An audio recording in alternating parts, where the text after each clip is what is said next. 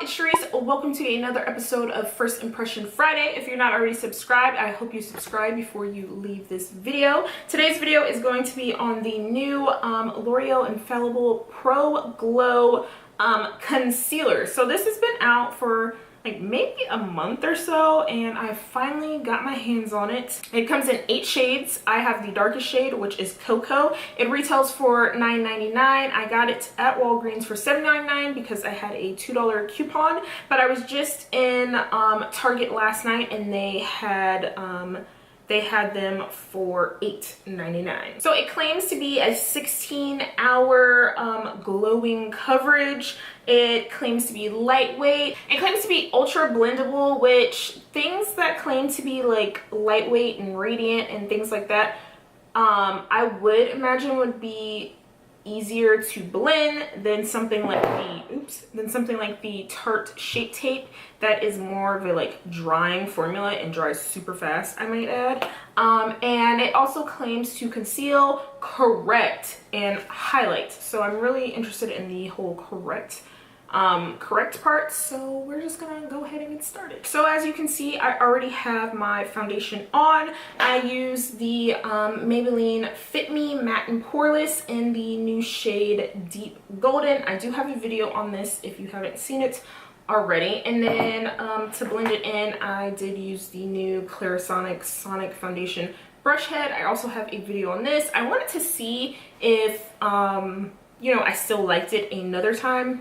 My Clarisonic died. So I basically blended all of the bottom half of my face, and then once I got to like my forehead area, my Clarisonic was like, boop boop, you should have charged me. Ha! So ooh, I haven't watched any videos on this, so this is like literally the first time I've actually seen the applicator, and it's like flat.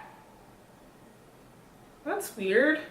I was expecting it to be different, obviously. I've never seen a concealer with this sort of applicator.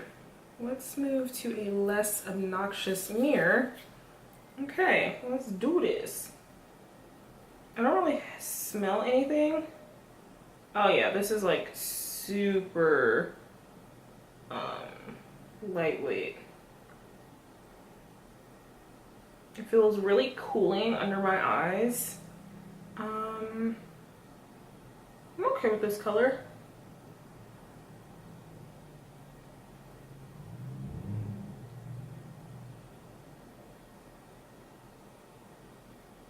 Put a little bit on my chin.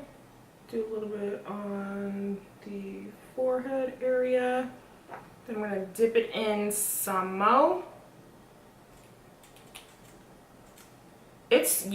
It's running. The formula is super thin.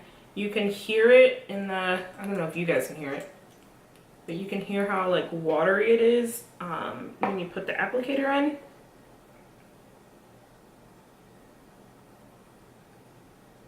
So I feel like this is a concealer that you don't have to rush to blend out like the Tarte Shape Tape. Something is irritating my eyes though. Like my eyes are starting to water. I'm not gonna let it sit on my face. So we're gonna go in with a damp beauty blender. I haven't used my beauty blender in a while. Honestly, I've been using the Tarte Quickie sponge, the purple sponge that I did a first impression on, I don't know, maybe a month ago or something.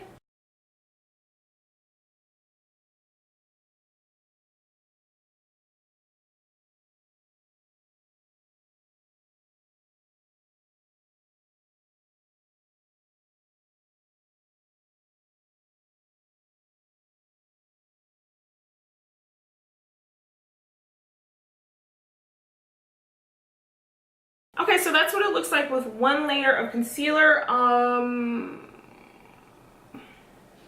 You can definitely still see the darkness under my eyes. Like I said, I feel like this is a concealer that you could let sit on your face a little longer than other concealers. And the reason why people, you know, let their concealer sit under their eye is so that it can set a little bit and give a little bit more coverage under the eye.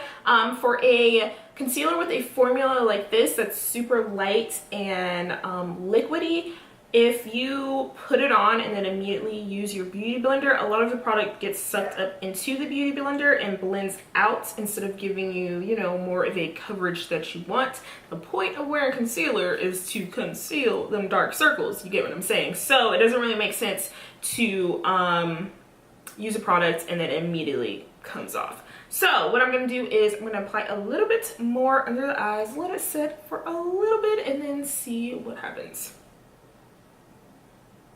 Yeah, it definitely makes my eyes water. I don't know why my eyes are watering right now. But it has like a little, mine gets a little tingle.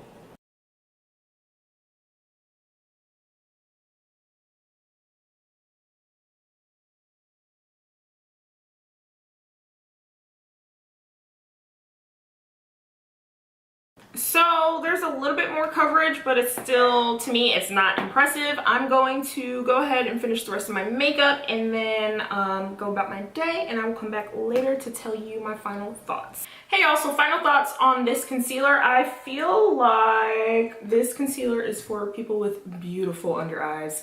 So people that aren't me, because I have darkness all around me, honey. It did go on nicely. I felt like I had to apply more though to get a little bit better coverage, and I still don't think that it's that great of coverage, and it definitely did crease. So there's that. I'm honestly not, I'm holding the NARS Creamy Radiant Concealer. This is the concealer. I'm honestly not really shocked or surprised or anything that I don't like this particular concealer. I'm having a really hard time with L'Oreal's Infallible line. The foundations are just a disappointment to me, especially the color range. And I don't know, like I'm not surprised that I'm not really feeling this. If your under eyes aren't super dark, I feel like this would be perfect for you, especially for a like no makeup sort of situation. I'm gonna have to try this again, color correcting, but realistically, I don't always color correct. I rarely color correct, if I'm being honest, just because it's another step. Sometimes I have no idea where my color corrector is, so there's that. That's all I have for this video. If you are not already subscribed, please subscribe. If you like this video, please give me a thumbs up so more people can see it. And comment down below and let me know what new products you want me to try out next.